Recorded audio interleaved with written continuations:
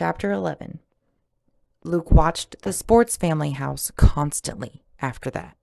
Before, he had just looked out the back fence in the early morning and late afternoon when he knew people were about. But he'd seen the face at 2 o'clock. Maybe the other kid knew the rhythms of the neighborhood too and let his guard down only during times he considered safe. For 3 long days, Luke saw nothing. Then on the 4th day, he was rewarded. One panel of one of the blinds on an upstairs window flipped quickly up and down at 11 o'clock. The 7th day, the blinds in a downstairs window were left up in the morning. Luke saw a light go on and off at 9:07, 2 full hours after the last of the sports family had left. A half hour later, the sports family mother drove in her red car and stomped into the house. 2 minutes later, the blind in the downstairs window went down. The mother left immediately. The 13th day was unreasonably warm, and Luke sweated in his attic. Some of the sports family's windows were left open, though still covered by the blinds. The wind blew the blinds back a couple times. Luke saw lights on in some of the rooms some of the time, in other rooms as the day wore on. Once he even thought he saw the glow of a TV screen. He had no doubts anymore. Someone was hiding in the sports family house. The question was, what could he do about it?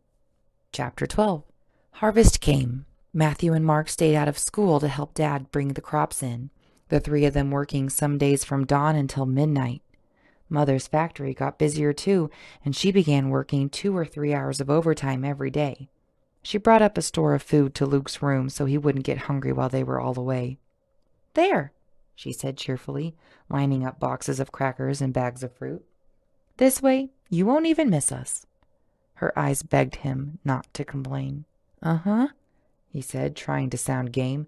"I'll be fine." He watched the sports family house only sporadically now. What other proof did he need? What good did it do him to know about the other 3rd child? What did he expect? That the other kid would run in his backyard and yell, "Hey, Luke, come out and play." He munched his solitary apples. He ate his crackers alone. And in spite of himself, a crazy idea grew in his mind, sprouting new details daily. What if he sneaked into the sports family house and met the other 3rd child? He could do it. It was possible, theoretically. He spent entire days plotting his route. He'd be hidden by bushes and the barn through much of his yard. It was only about 6 feet from there to the nearest tree in the sports family's backyard. He could crawl on his stomach. Then he'd be hidden by the fence the sports family shared with the bird brain family. All those birdhouses might actually help. After that, it was only 3 steps to the sports family house.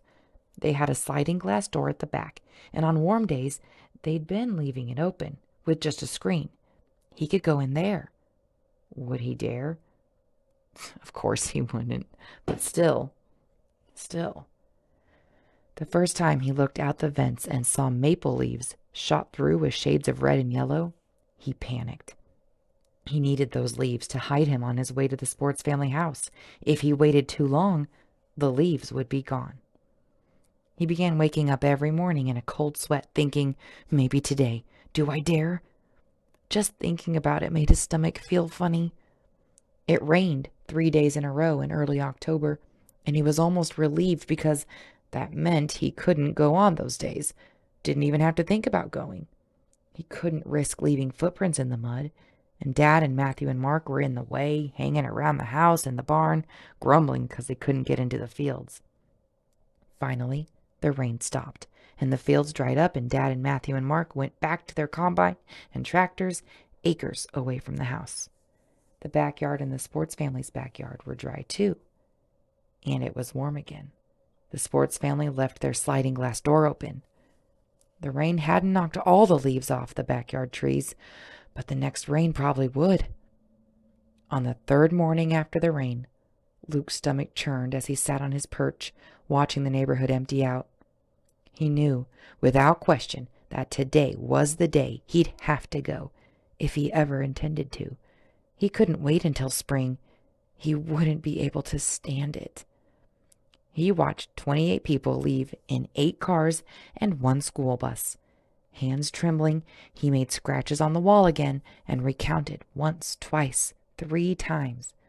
28, yes, 28, yes, 28, the magic number.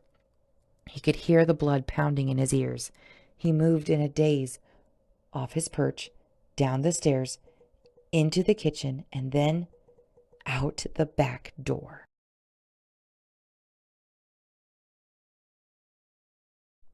Before we read chapter 13, can we just take a minute and look at what our boy Luke has been doing for so many days? He has been staring at a house, and a big deal to him was a tiny little piece of a blind moving. He feels like he saw what he needed to see and saw enough proof to know someone is over there. It's kind of weird if you think about, like, he assumes it's a third child. What if it's a third old man at this point? They all start out as a child, but it could be anybody.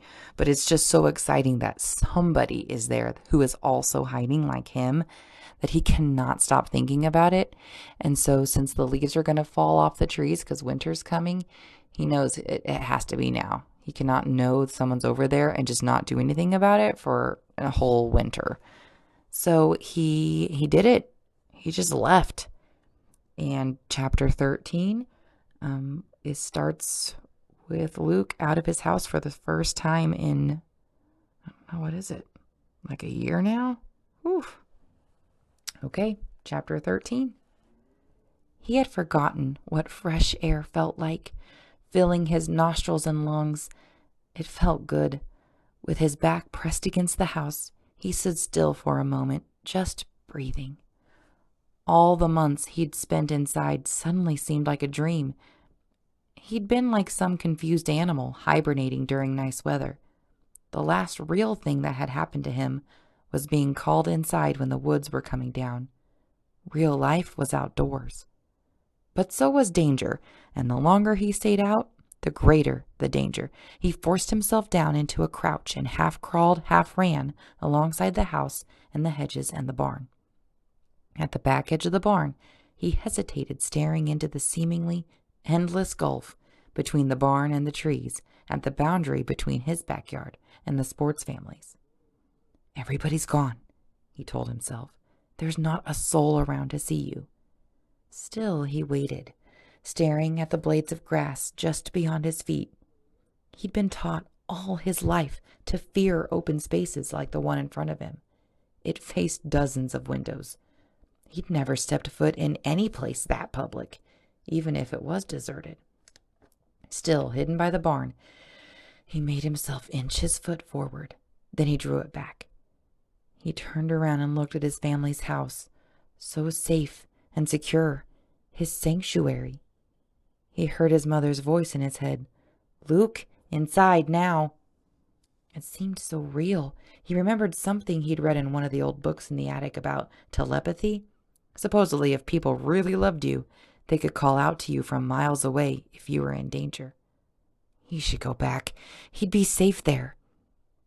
He took a deep breath, looking forward toward the sports family's house, then back again toward his own. He thought about returning home, trudging up the worn stairs, going back to his familiar room and the walls he stared at every day. Suddenly, he hated his house. It wasn't a sanctuary. It was a prison. Before he had time to think again, he pushed himself off into a sprint, recklessly streaking across the grass. He didn't even stop to hide in any trees. He ran straight to the sports family's door and tugged at the screen. It was locked.